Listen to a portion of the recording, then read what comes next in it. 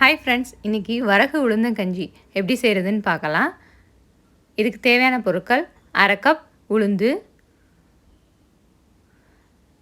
அரை கப் வரகு,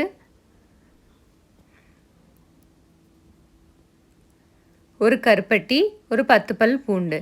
இதெல்லாம் இதுக்கு தேவையான பொருட்கள். இப்போ உளுந்தை குக்கரை சூடு பண்ணிவிட்டு உளுந்தை வெறும் சட்டியில் நல்லா செவந்து வாசனை வர வரைக்கும் வறுத்து எடுத்து வச்சுக்கோங்க.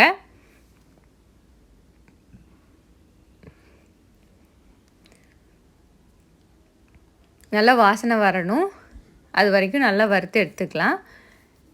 வறுத்து எடுத்ததுக்கப்புறம் நல்லா கழுவி சுத்தம் பண்ணிக்கோங்க. இப்போ வரகையும் கழுவி சுத்தம் பண்ணிவிட்டு அதையும் இதில் சேர்த்துக்கலாம். இதுக்கு எந்த கப்பில் எடுக்கிறீங்களோ அந்த கப்பில் 5 கப் தண்ணி, 10 பல் பூண்டு, இது எல்லாத்தையும் சேர்த்து குக்கரில் விசில் வச்சிடலாம். ஒரு 3 to 4 விசில் வச்சிங்கன்னா நல்லா வெந்து வந்துடும். இப்போ வச்சுருக்க கருப்பட்டியை நுணுக்கிட்டு தண்ணி ஊற்றி கரைச்சி எடுத்து வச்சுக்கோங்க.